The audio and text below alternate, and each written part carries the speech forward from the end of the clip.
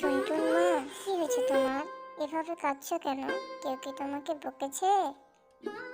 আমি কাকুলির বাড়ি গিয়েছিলাম। কাকুলির মা কাকুলিকে জিলিপি খেতে দিয়েছে। আমাকে দেয়নি মা, আমাকে দেয়নি। আমার জিলিপি খেতে খুব ইচ্ছে করছে মা, আমাকে এনে দাও। তুই তো জানিস মা, আমার হাতে একদমই টাকা নেই।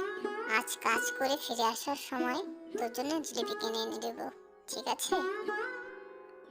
এই কথা শোনার পরে টুনটুন কাঁদতে কাঁদতে নদীর ধারে চলে যায় আর এক মনে ভাবতে থাকে।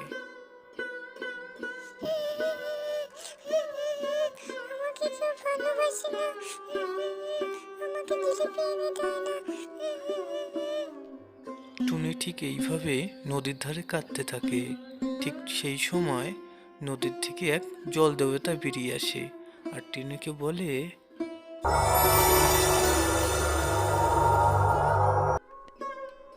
কি হয়েছে তোমার? এইভাবে কাঁদছো কেন? বলো আমায়, কি হয়েছে তোমার? মার কাছে জিলিপি খেতে চেয়েছিলাম, মার কাছে টাকা নেই, তাই মা জিলিপি কিনে দিতে পারেনি। জিলিপি খেতে খুব ইচ্ছে করছিল।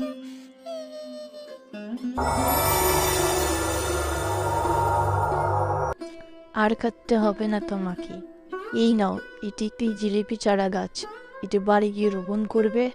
গাছ বড় হলেই দেখবে অনেক জিলিপি হয়েছে। তোমার জিলিপি খেতে আর কোনো কষ্ট হবে না।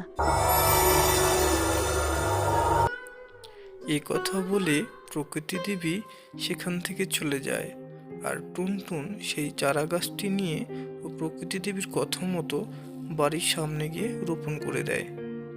প্রকৃতি দেবীর কথা মতো আমি বাড়ির সামনে গাছটি রোপণ করে দিয়েছি। পরের দিন সকালে টুনটুন সেই জিলিপি চারা গাছটিকে ভালো করে জল দিতে থাকে। এই গাছে জিলিপি হলে আমি প্রতিদিন সকালে জিলিপি খাবো। তার কিছুদিন পরেই টুনটুন ঘুম থেকে উঠে দেখে তার গাছে অনেক জিলিপি ধরেছে। কি মজা, কি মজা, আমার কাছে জিলিপি ধরেছে, কি মজা, কি মজা। আমি আজ পেট ভরে জিলিপি খাবো। দেখো মা, আমার কাছে তো কত সুন্দর জিলিপি ধরেছে।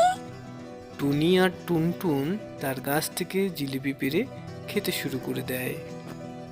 জিলিপিগুলো খেতে কি মিষ্টি, তাই না মা? তুমি প্রতিদিন এই জিলিপিগুলো নিয়ে বাজারে যাবে আর বিক্রি করে অনেক টাকা নিয়ে আসবে। আমাদের আর সংসারে কোনো অভাব হবে না মা।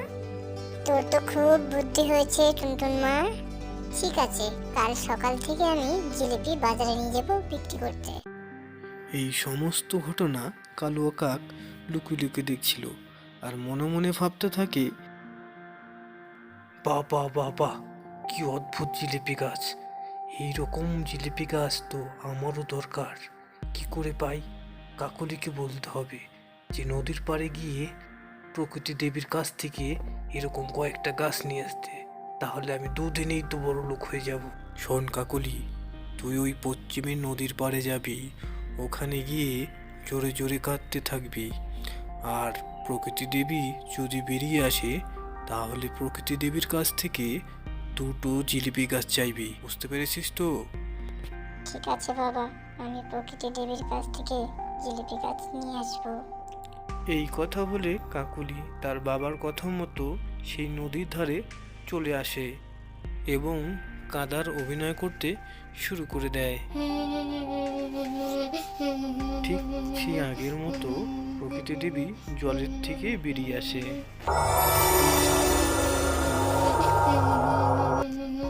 কি হয়েছে তোমার? এইভাবে কাঁদছো কেন? বলো আমায়, কি হয়েছে তোমার? আমার বাবা পাঠিয়েছে আপনার কাছে জিলিপি গাছ নিয়ে যেতে। এই জিলিপি গাছে অনেক জিলিপি ধরলে জিলিপি বিক্রি করতে পারবো, আর জিলিপি বিক্রি করে অনেক অনেক বড় লোক হয়ে যাব। প্রকৃতি দেবী মনে মনে ভাবতে থাকে, তোদের এত লোভ, এত অহংকার, দাঁড়া দেখাচ্ছে মজা। এই নাও, এটি একটি জিলিপি চারা গাছ। এটি বাড়ি গিয়ে রোপণ করবে। গাছ বড় হলেই দেখবে অনেক জিলিপি হয়েছে। কাকলি জিলিপি চারা গাছটি বাড়িতে নিয়ে আসে এবং প্রতিদিন সকালে গাছটিতে জল দেয়।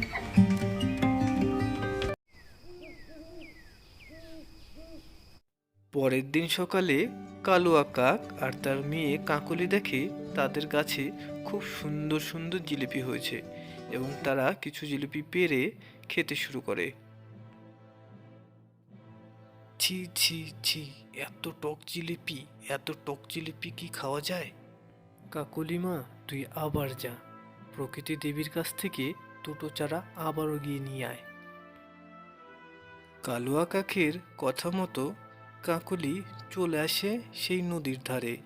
নদীর ধারে এসে প্রকৃতি মাতাকে সে ডাকতে থাকে। প্রকৃতি মা, কোথায় তুমি? কোথায় প্রকৃতি মা?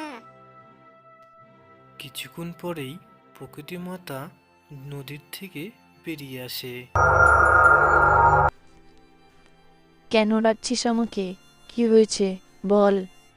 প্রকৃতি মাতা, আপনি যেই জিলিপি চারা গাছটি দিয়েছিলেন সেই গাছের ফল খুবই টক, খাওয়াই যায় না। এমন একটি জিলিপি চারা গাছ দিন যে গাছের জিলিপি খুবই মিষ্টি ও সুস্বাদু। আমি তোকে আর টুনটুনকে একই জিলিপি চারা দিয়েছি। যে যেমন মন নিয়ে এসেছে তার কাছে তেমনই ফল হয়েছে। কেউ যদি ভালো মন নিয়ে আসে তার কাছে মিষ্টি ফল হয়, আর কেউ যদি লোভ মনে আসে তার কাছে ফল খুব টক হয়। যেই দিন থেকে তোদের মনে আর লোভ থাকবে না, দেখবি আপনা আপনি তোর গাছের জিলিপি খুব মিষ্টি হয়ে গেছে। ঠিক আছে মাতা, আজকের পর থেকে আমরা আর কোনো কিছুর উপর লোভ করব না, ভালো হয়ে যাব।